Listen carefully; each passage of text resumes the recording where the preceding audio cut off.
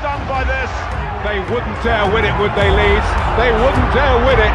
And Hull's plays it in, and Miller's hit it! It's staggering! They have won it! Bridges has scored! No flag. Robbie Keane has made it 2-0.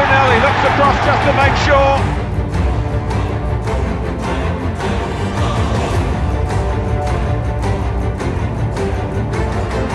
Shot by Leeds! A good goal by Leeds! And Michael Bridges has won it for Leeds in injury time!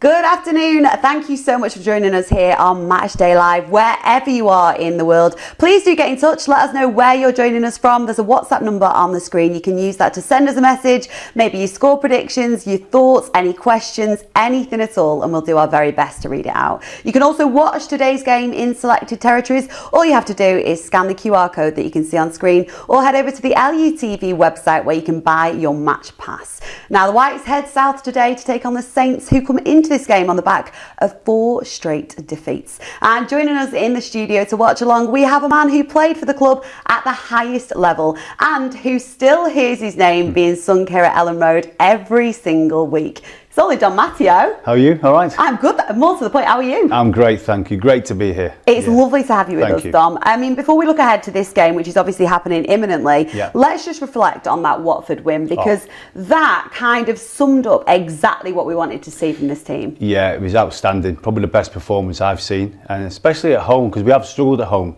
to get them wins. But I just thought that was a complete performance. Everyone played the part, even when they had to make a couple of changes within the team. Everyone stood up, and it's just a great. I think the performance didn't shock me, because I think the manager's making things better all over the place, and people actually know what they're doing now. And I think that positionally as well, all over the pitch, people are in better positions now. And also the fact that there's competition for places. I mean, you'll know just how healthy that can be as a player. For sure. Listen, when you've got that, it makes you better, it makes you improve, and sometimes you can be. When you're playing well, you can be lackadaisical and you let people, get away with stuff because they have been playing. But this manager won't have that. He won't have that at all. He wants people to be at it every day in training. And when it comes to match day, you're all focused. You all know exactly what you've got to do in that match to get the result. And I really believe that this manager's got the mindset right with all these players.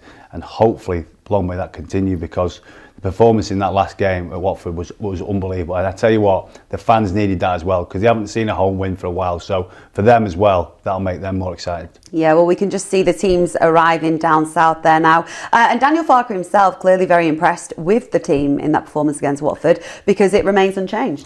Yeah, I mean, before the game, you see the team come out, you think to yourself, is he going to make a couple of changes? But fair play, because the players did so well, he's kept with that team. One man that we did just see there is Patrick Bamford, who's on the bench today with a slightly different haircut as well, Pat. But again, another boost, another positive there. Yeah, I mean, listen, we know Patrick's had his problems with his injuries and stuff, but we know what he can bring to the table. He's got goals in him. He's a handful when he plays, so I think it's just another great option. And for him, he'll be thinking, right, I need to get myself going again, because these lads are doing well in them positions. So again, competition for places is everything. I know that myself. When I played at Leeds, competition is key, and it makes people better and improves players as well. Look, Don, we come into this game off the back of 6 games unbeaten, 4 without conceding. So just touching on what you said a few minutes ago, it's evident, isn't it, that everywhere on the field things are clicking? For sure, and you can only put that down to the players. first and foremost, and the manager, with the information he's giving them as well. They're buying into that. I think with the last couple of managers, and no disrespect to them, I don't think they had that kind of connection with the manager who's telling them straight, which you need. I loved getting told straight, even if it's good or bad, you take it and you try and move forward. And I think this manager is that type of person. Don't know him personally, hopefully I'll see him at some point, but yeah, he just looks like he knows what he's doing. He's been there before. We know that he's got teams promoted before on a couple of occasions, but I just think he understands what it is, and he doesn't panic. Sometimes you see managers panicking very early doors. He seems to not. He just seems to get on with it, and he's strict when he needs to be, and I really like that. Well, you can see him now, because Daniel Farke spoke to the press ahead of this game, and despite our recent run of form, he's keeping his feet firmly on the ground. Well, first of all, we know that we are in a good shape, good moment of the season, because 6 games unbeaten, 4 clean sheets in a row, pretty impressive performances, and obviously really good result in the last game, and many points in the last games. We are happy with the moment, but we're also not over the moon. So we know that in this league, you always have to be aware that the momentum can change and can switch pretty quick, and for that, you always have to be on it. So there's no time to be overconfident. And once we speak about the moment to play about against Southampton, I couldn't think about a worse moment to play against them, because there was 4 losses in a row. Obviously, it's tricky at times when you have a busy schedule and you play 3 games within 6 or 7 days to change things. But one thing is for sure, for such a big club with so high ambitions and also many quality players, if you have such a period, then, and you have a normal week and time on the training pitch, you have a look under each and every stone and speak about each and every detail that has to be improved. And I'm pretty aware that they would have done exactly this. And then a home game against Leeds is a big opportunity, because to play against us is more or less always a game of the season for our opponent. But then once we are in red hot form like this, then you know, okay, with one game, you have the chance to win the momentum back and change your whole mood anyhow. And we are pretty much aware that Southampton will be highly motivated to do exactly this, to use this home game against an opponent with a big reputation like we are, in order to win the momentum back, because they had a really good start into the season. It's a really good side, and then it's a championship. So sometimes you have periods when it's tricky, but I'm 100% sure that their class will shine at one moment, and they will be highly motivated to find their way back in terms of results, because I think performance-wise they were not far away, and we travel there in a pretty respectful mood. But sometimes you also can't choose once you play an opponent. And for that, we also accept this challenge, and we try to be ready and try to win points even there on the road, yes. Well, a win is always good for the mood, also good for the confidence, and you can come back and also like to analyze the game and to go into the training week with a smile. It's always a bit easier than after a difficult result, but if I'm honest, it just influences more or less the first day, because then you're on it again and you work on your different topics that are important for the next game, and you want to have hard work and competition on the pitch, and each and every player is not thinking more about what happens 2 or 3 days ago. It's more like, no, I want to win the next training game. I want to be the best in the shooting. I want to be the best in the small-sided game. I want to do this tactical exercise in the best possible execution. And if someone is not focused and not concentrated, we as a coaching staff also make sure that they are on it and they're not thinking about what happens 3 or 4 days ago, because this doesn't help you anymore. So obviously a win is always good for the mood and the confidence. I much prefer to head into a week with a good result and a good spell like we had at the moment. But we also have to make sure that we are on it again, and that we are not loving ourselves and enjoying ourselves too much anyhow. Hard work was also during this week the main topic, and will also be the topic till we face Southampton in 2 days. And then we want to be ready again.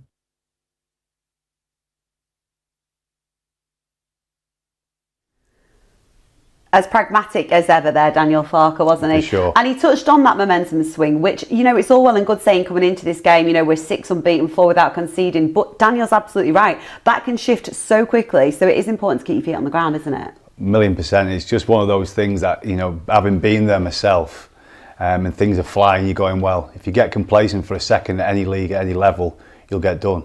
So I think he's just reiterating that facts to the players week in, week out, day in, day out. Keep doing your best every time you go out there, especially on a match day. And it just looks like you say, I've said it earlier, the players are buying into that. And that's so important. You know, I've been at clubs where if someone doesn't buy into it, you just don't all get it. And for me personally, in the first few games this season, it's taken me a little while to get all these thoughts across. But now I think it's working, and I think now the players actually know what he wants, and that's happened quite quickly. And then for me now, it's just about knitting it all together and finding what is the best ingredients to get us the results. Dom, do you think Daniel's right when he said that he couldn't think of a worse time to play Southampton? Possibly, but I think he's got to say that, hasn't he? Because he's protecting himself and the players a little bit. But I think Leeds are in such a good position, the way we play, attacking. I think actually away from home suits us a little bit because we've got so much pace going forward that we can. But it's just about if we don't take risks when you're away from home. Be really steady and really compact away when you're away from home, because we've got so much pace in the final third that we can hurt teams. So I think it's for me, I think the team he's picked again, the players deserve to be playing, but I just think the style that we play now is changed completely now. We don't worry about things too much. I think we were going into games maybe not saying put a shift in, but we weren't actually making a difference. I think now the players are accepting the manager's telling them stuff and they're taking it on board. They're actually listening to what he's saying, and even at times when things aren't going well, he's saying things and they're listening and changing it when they have to. And that's so important, that you change things when you need to. That also means that Southampton will know what to expect from Leeds United in many ways today. How do you think they're going to approach this game, Southampton? Well, like you say, they're not in a great run of the game. They lost the last 4. I think sometimes as a player, if I was in the Southampton team, I'd be thinking, well, we know Leeds are flying, they're doing well, so how can we affect that? They've obviously made some changes themselves, but again, with the confidence the Leeds players, I won't be worrying about them. I know defensively you have to be solid still, but I just think I wouldn't be worrying about Southampton. I'd go out there and do what we've been doing in the last few games, the last 6 games or whatever. We've been so at it, and if we do that again today and we get an early goal, their confidence could drop and we can go on and win the game. That might not happen. If it doesn't happen, it's about staying in the game, because at times last year in the Premier League we didn't stay in games long enough. You've got to be able to stay in games, and obviously them clean sheets that we've had recently are massively important, because the confidence, if you're not conceding with the players we have, we'll win them games. Or even if we don't win the games, we're not getting beat. And again, that's so important, especially in the Championship. We know how hard it is, and the manager's touched on that. It's so difficult, and you don't know what's going week in, week out. If Southampton turn up, it could be a difficult game. But we know that. We know they'll need to get points on the table. So it's about how we approach it. I think we will sometimes worrying about other teams. We don't need to worry about other teams. We do our things right, we'll get the results that we need. Yes, I love that. We do our things right, we'll get the results that we need. Right, with just over 15 minutes to go until kick-off, let's head over to the South Coast for the first time, shall we? And check in with our commentary team of Bryn Law and Tony DeRigo.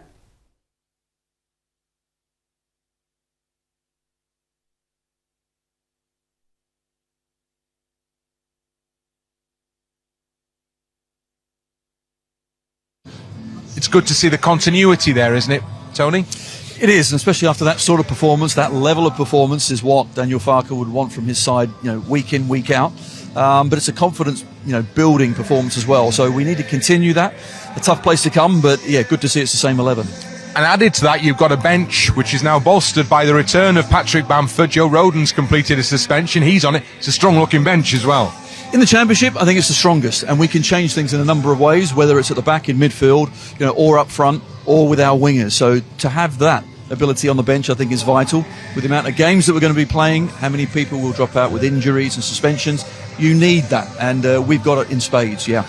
Leeds have had varying fortunes at this stadium in the last few seasons. Last year, 2-0 up and cruising, and then all of a sudden Southampton found a way back into the game. I think we expect that Leeds could do something here today, given their poor run, don't we? They should be expecting to come here and win. It's simple as that. And every game I think we play in the Championship, we go to win, and that's how we play. Got to be careful though with Southampton. We know what they can do. We were 2-0 up here and cruising, and back to 2-2 last season. Don't get me going on that one. But certainly this season we look a different animal. I think we are a different group of players, different attitude. And the way that they play, the style that they play, if they continue to try and play that system from out the back, I think that will help us. We have goals in us. We look like we've now shored it up at the back as well, so everything points to a good performance. But let's not get too overconfident, because they're going to be fighting for their lives. And if there's ever a game for a home team to turn their season around, it's against Leeds United, and we have to be aware of that. So there you go. Big afternoon ahead here at Southampton.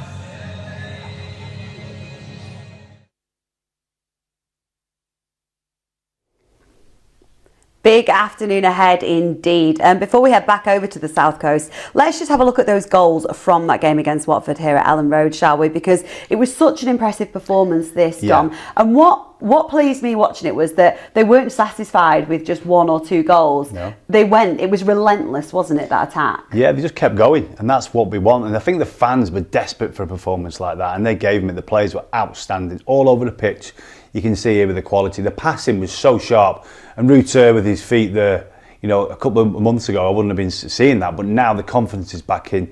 Dan James, great ball in, and Pirro where he should be, putting the ball in the back of the net. Sorry, Dom, how impressed have you been with Joel Pirro? Yeah, great. I think we talked about getting an out-and-out goal scorer, and he certainly lived up to the player in that position. But I think it's one of those for me with Pirro. He just knows where to be. Sometimes people say he's playing a little bit too deep. I don't agree. He times it perfectly to get into the box, and then the ball comes to him. So his timing's really good, and that's what the best thing about him is. He knows where to be to put it in the back of the net. And again, the brilliant header. I'd have been proud of one of them. When the ball goes in, he attacks it, and it's a brilliant header because he's got that little bit of height as well. It's because we're not a massive side, are we?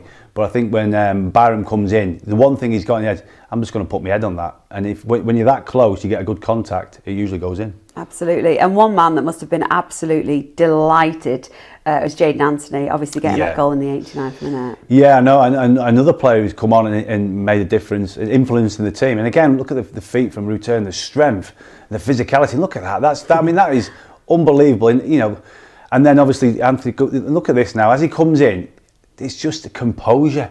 Again, last year we didn't really have that composure. I know it was the Premier League, but this level, that was a brilliant finish, and that was a Premiership goal for me. And I think Ruter in the build up to that was unbelievable. And what a lovely finish! Look at this; he just guides it into that corner, and that is a player who's obviously knows what he's doing in that position. And like you said, we've got options now all over the football pitch, and we looked a threat in that game. If that was 8-0. That it could have been, couldn't it? We had so many chances, and even our goalkeeper's not having to make too many saves at the moment, and hopefully, the same again today.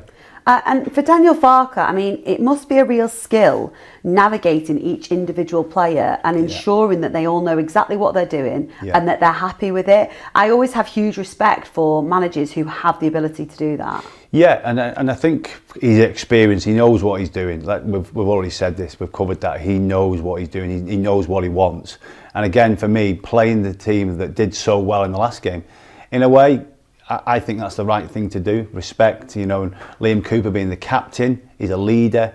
I just think he's making them decisions by the way the players are playing. And Rodan's a great player, but Coops is a great player. He's a captain, he's a leader. So when we're making them changes, last year that would have impacted us massively. But at the moment now, everyone's fighting for these places, and I love that. And the thing is, when I was at Leeds, that was the same. We had competition all over the field, and if you're playing, you're happy no matter where it was on the pitch. We've seen that with Shackleton, haven't we? He's had to play all over this season, and fair play to him. He just got on with it. He's not complained, and that's what this manager brings. No one's complaining about not playing at times because they know they're going to get opportunities, and everyone will, because everyone has to chip in to get us where we need to be, and that's back into the Premier League. Yes, it is, the magic words. Right, well, it was a family affair on LUTV this week as we took Eddie Gray over to Thorpe Arch to interview his great nephew Archie, and it was lovely.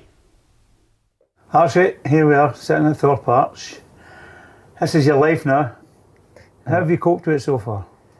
Well, I've just enjoyed every moment of it, as I'm still a kid pretty much. I'm just taking in every experience and loving being around everyone, being around the team, and just enjoying it so far. For a young age, did you think, looking at your family history, that this was a destiny? Something you had to fulfil? Yeah, pretty much, yeah. Ever since I was young, watched my dad play, heard about you playing, seen clips of you playing, and my granddad Frank. And I've always just had to live up to it. I think the thing about yourself, you come into the team at a young age, you're obviously, I believe, and I don't like this, the youngest grey to represent Leeds United. Yeah. You must be proud of that. Yeah, very proud of Because that. me and your dad, your granddad and your dad played when we were young. Yeah. Your granddad and I played when we were 17, but you beat us, didn't you? Yeah. I didn't like that, actually. No, I was loving it. Loving it. When you come into an environment like this and you're a young footballer, did your granddad, your dad give you advice? Yeah. My dad's been really good to me, especially even my granddad as well, and you. Especially my dad, really. And things have came quickly for you at an early age. What do you think about that? Well, ever since I was about 15, it's just literally come up. Well, not out of nowhere, but just come at me so quickly. So I haven't really had time to look back and think like, wow, what an experience. But I've just got to keep working hard and be grateful for what I've actually been brought into from such a young age, and just keep on improving from where I was. How much influence does a manager have on your career just now? Yeah, loads. Yeah. He helps me out a lot, especially on the training pitch, like small little details about positioning, everything really. He helps me so much on the training pitch, and I'm really grateful for it. At what age were you when you first realised you had the talent to play football? I mean, not just football, but football at a high level. I wouldn't say it was the talent that I thought that made me realise that I could have made it to the top. I think it was more my attitude, because there was a game when I was younger, and I always used to take it some people say way too seriously. I'd lose my head so quickly when I was younger, just off small little things, because I cared so much. And looking back at it then, that's when I realised, I was like, right, well, these other kids obviously aren't taking it as seriously as I am. So. And what kind of boost was it for you, getting picked for your country, at schoolboy level, youth level? I mean, I say your country, not my country. I'm disappointed I'm going to play for Scotland. What will you do in the future? Hopefully play for England, Hopefully well, you're English, Yeah. You can't help that, Yeah. But I'd love to have seen you in the dark blue of Scotland. Maybe Harry. Did your granddad know anything about that, and your dad? No, he doesn't, too far. No? Nah. But see, the position you're in, you're only young, you're basically just learning the game. Yeah. What have you learned since you come in the side about playing that midfield role? And how do you think your midfield role will evolve? I think the positioning, especially, you don't appreciate how important positioning is to where you are when you play in the midfield, because if you're half a yard this way, it can make such a massive difference to being half a yard that way. Whereas before I was playing first team football, and the manager helped me with stuff like this and small movements before you get the ball, just to create a half yard of space. So you got that extra half second. It makes the difference. You know what I mean? Just small little details like that. What do you think of the atmosphere of playing at Ellen Road then as a young player? Does it inspire you? When you first went in the environment, did it frighten you a little bit? Were you a bit nervous about what they expected of you? Yeah, obviously it's amazing. You know what I mean? It's some of the best that you'll ever experience. You know what I mean? The fans are just mental in a way. They're so good, so good. They're always behind you. But the first taste I got of it was when I was on the bench when I was 15, and I was like, I need to play. I want to experience it whilst I'm playing it. So, yeah. Would you say the most important thing for you now, is to mature and evolve, and eventually try and help Leeds United get back in the top league? Definitely. Yeah. Well, that's something I've dreamed of when I was younger. Do you know what I mean? Winning titles with Leeds.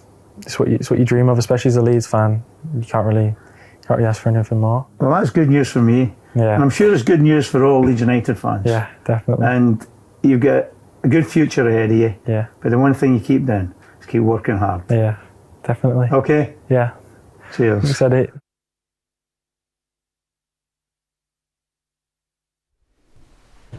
I tell you what, when God was giving out genes, he gifted the Gray family, didn't he? What a footballing family, Dom. Honestly, you're absolutely spot on. What a family. Eddie as well, everyone, Frank, the whole family, it's just football, isn't it? They're all footballers, they love it. And obviously with the Leeds, it's just amazing. Watching that back, it actually doesn't bring a tear to my eye, but you kind of, because you just see the emotion in both of them. But yeah, brilliant. What a family. And, you know, Archie, the way he's playing now is just incredible. It's great to watch, and the way he plays is so slick. He knows what he's doing for such a young age. He's on it. He reads the game. He does everything right. So yeah, amazing family. He's magic, and I think he's got a great career ahead of him. Right, kick-off in Southampton is just minutes away. So let me quickly read out a few of your messages. I'm sorry we can't read them all out. We'll get through as many as possible. Jonathan is watching the Mighty Whites from Adelaide in Australia. He's saying it's going to be 2-0 in this game. It's about 9 o'clock over there, so good evening to you, Jonathan. Riley says 2-0. Clive in Halifax is going 3-0, which leads me nicely on to you, Don Matteo. What's your score prediction for this game? Yeah, I kind of agree with them, to be honest. I'd love a 2-0. But yeah, I'd take 1-0 all day long. But I'll go with the boys. I'll stick with them. So we're all in agreement. We're all in agreement. 2-0. Don Matteo is saying 2-0. Let's find out, shall we? Let's head over to Southampton and join our commentary team this afternoon, Bryn Law and Tony DeRigo. But before that, let's get the thoughts of Jamie Shackleton. Well, Jamie, sun is shining. What's the mood like in the group? Yeah, we're looking forward to a good test today. The sun's shining, which is always good. But yeah, we've worked hard this week, and we're prepared and we're ready to go. Should be good momentum, good energy in the group after last weekend, I'm guessing. Yeah, I think the mood's always helped with a win. But you know, we've got another game here today, and the focus is on that, and we'll be looking to do exactly the same again and lift the mood again and get 3 points. They're not on a great run at the moment, coming off 4 defeats into this one. Is that something you can use, or you're not thinking about that? I think you've got to show a lot of respect. They've got a lot of quality players that they've managed to keep hold of, that have played, you know, Premier League football last year. So the quality is there, and you know that brings a threat, and we've got to respect that regardless of the results in the last few weeks, and you know, try to put our own stamp on the game.